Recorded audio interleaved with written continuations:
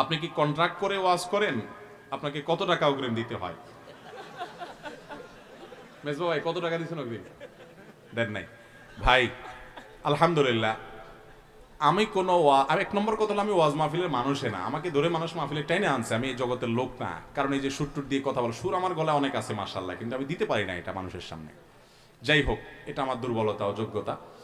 তো আলহামদুলিল্লাহ, আমাদেরকে মাহফিলের দাওয়াত দিয়ে অগ্রিম টাকা দিয়েছেন এরকম মায়ের পুত মনে হয় খুঁজে পাওয়া যাবে না একটাও। কারণ একবার আমার মনে আছে, এক আল্লাহর বান্দা সম্ভবত কক্সবাজারে, সে আমার মাহফিলের জন্য বহু তর্ণবির্ণ করছে। মাদ্রাসায় পড়ে ছেলে মানুষ, আমি চিনি। তো আমি বললাম ঠিক আছে, তুমি যদি দায়িত্বশীল হও, আমাদের মাহফিল আবার আমি কন্ট্যাক্ট করি ভাই, ভুল হয়েছে কন্ট্যাক্ট করি না বললে, কন্ট্যাক্ট করি, কিন্তু আমার কন্ট্যাক্টটা একটা ফরমে, মেজবাবের সাথে কন্ট্যাক্টের সম্পর্ক নেই, এটা ভিন্ন। বাকি আমাদের মাহফিলের দাওয়াত নিতে হলে একটা ফরমে সই করে ফরম জমা দিতে হয়। সেখানে 12-14টা শর্ত দেওয়া আছে। এই শর্তগুলোর ভিতরে একটা হলো, আমরা যদি সেখানে খেতে হয় যেন হালাল খানা হয়, আমাদের মাহফিল যেন গভীর রাত পর্যন্ত না হয়, মাইক যেন অনেক দূর পর্যন্ত গিয়ে অন্যদের কষ্টের কারণ না হয়, মাহফিলের আমার নামের আগে যেন আন্তর্জাতিক ক্ষতি সম্পন্ন এই সমস্ত আজেবাজে কথা না লেখা হয়, আমার নাম বলার সময় যেন সুনির্দিষ্ট শব্দ ব্যবহার করবে, পরিচয় উল্লেখ করবে, ফালতু কথা যেন বলে না হয়। এরকম অনেকগুলো শর্ত দেওয়া আছে। এই শর্তগুলো মেনে যদি মাহফিল করতে রাজি হন তো সই করে জমা দিয়ে যান, আমরা সুযোগ পাইলে দেব। আলহামদুলিল্লাহ, আমরা এই শর্তগুলো দেই। তো ওই যে ছেলে কথা বলছে, সেই ছেলে কোন জায়গা থেকে নাকি 10,000 টাকা নিছে। আমার অফিসের লোকজন এটা শুনতে পারছে, পাওয়ার পরে বলছে তোমার মাহফিলই ক্যান্সেল। আগে ওই টাকা দেওয়ার পর মাহফিল কর্তৃপক্ষকে ফোন করে আসুনা ফাউন্ডেশন অফিসে শিওর করতে বলো যে আমরা টাকা ফেরত পাইছি। পরে আলহামদুলিল্লাহ তারা ফোন করে আমাদেরকে বলছে, ভাই ওই ছেলে টাকা নিতে চায় না, আমরা জোর করে দিছি যে যদি না আসে হুজুর আবার। আমি বলছি, আমি যদি কোথাও ওয়াদা দিয়ে থাকি, আমার লাশ হলো সেখানে যাবে। যদি আমি লাশ তো আর মরে গেলে বাঁচবে না, আমার দেহ শেষ মুহূর্ত হলো সেখানে যাবে ইনশাআল্লাহ। আমি ওয়াদা খেলাপ কখনো করি না আলহামদুলিল্লাহ। কিন্তু এর মানে এই না যে আপনি আমাকে টাকা পয়সা দিয়ে কিনতে হবে, তখন ওই টাকা ফেরত দিয়ে তারপর আমি গেছি। যাই হোক, এটা বোঝার জন্য বলা, এটা আমরা করি না। এবং আল্লাহর অনেক বান্দারা 50,000 1 লাখ টাকা দেন, আবার অনেকে 5,000 টাকা দেন। এক জায়গায় একজন 6,000 টাকা দিচ্ছে, এক জায়গায় 1 টাকাও দেয় নাই, উঠে গাইতে পাঠিয়ে দিয়ে দিচ্ছে। এরকম বহুত হয় আলহামদুলিল্লাহ। এটা যেহেতু প্রশ্ন আসছে, কোন ফাঁকে যে প্রশ্ন ঢুকাই দিয়েছেন আল্লাহ জানে, এটা তো আমি দেখলে পড়তাম না। যাই হোক, কারণ এর বেদরকারি প্রশ্ন, এটা কোনো দরকারি প্রশ্ন না, তারপরেও কোনো ফাঁক দিয়ে মনে হয় চলে আসছে। তারপরে বিষয়টা ক্লিয়ার করলাম, ভাই আমাদেরকে মাহফিলের জন্য কোনো অগ্রিম তো দিতেই হয় না, কোনো কন্ট্রাক্ট না, কন্ট্রাক্ট আছে হলে ওই যে লিখিত চুক্তি, কিছু শর্ত মেনে চলতে হয়। তারপরে ভাই নিজে, আমরা নিজেরা দুধের দোয়া বলি না, ফেরেশতা বলি না ভাই। মানুষের সামনে কথা বলা, মিডিয়ার সামনে কাজ করা, এটা বড় কঠিন একটা কাজ। ইখলাস শুধুমাত্র আল্লাহকে খুশি করার জন্য করা, এটা বড় কঠিন হয়ে গেছে ভাই, বহু কঠিন হয়ে গেছে।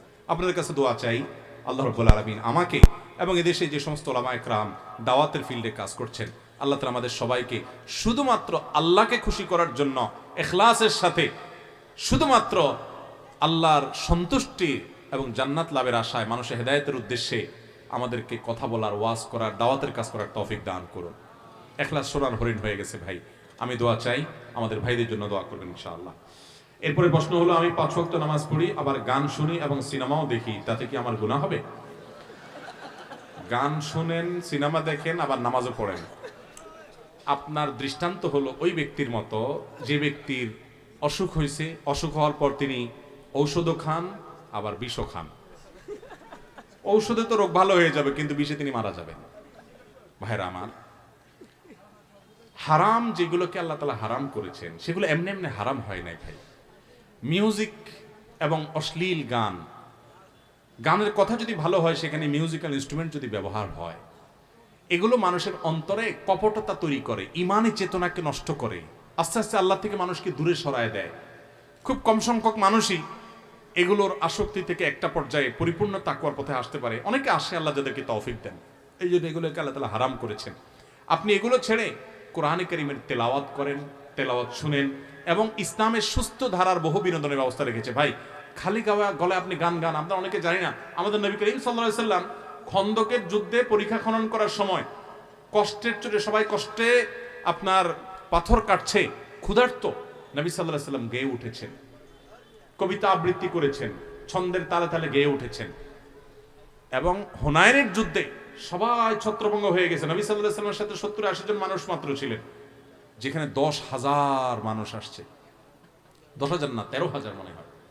যাই হোক, সেখানে মাত্র 70-80 জন আছে, আর বাকি সব ছত্রভঙ্গ হয়ে গেছে। আর প্রতিপক্ষ শত্রু তার চেয়ে কয়েক গুণ বেশি।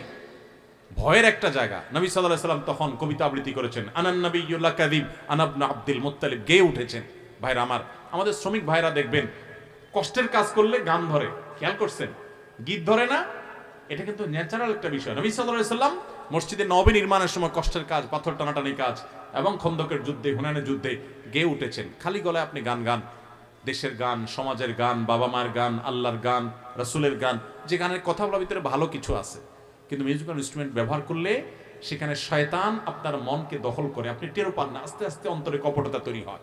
এই জন্য কিছুদিন এটা বর্জন করে কোরআনের পথে এসে দেখেন, আপনি নিজে অনুভব করবেন ইনশাআল্লাহ। সেই সাথে চোখের জেনা। সিনেমাতে কি দেখেন ভাই?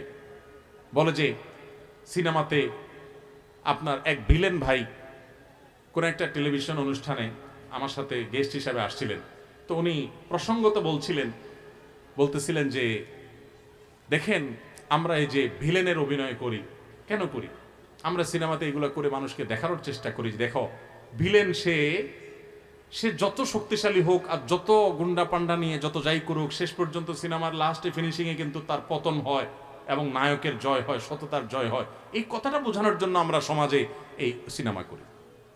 সুবহানাল্লাহ বলবেন না? আমার কথা হলো, সিনেমা দেখে চুরি ছাড়ছে, চামারি ছাড়ছে, ডাকাতি ছাড়ছে, বাপমার অবাধ্যতা ছাড়ছে, ভালো হয়ে গেছে, এরকম একটা মানুষ দেখাতে পারবেন? আমি গত কয়েকদিন আগে দিনাজপুরে একটা মাহফিলে, অনেক গভীর গ্রামের মাহফিল শেষ করে যাচ্ছি, তো আয়োজক বগুড়ার মুফতি মনোয়ার ভাই, নাম করা আলেম, উনি আমাকে ফোন দিয়েছেন, দিয়া বলছেন, ভাই একটা সুসংবাদ শোনাই আপনার। বললাম, কি সুসংবাদ? হাদিয়াটা দিয়ে দিয়েছি, আমি চলে যাচ্ছি, আবার কি সুসংবাদ?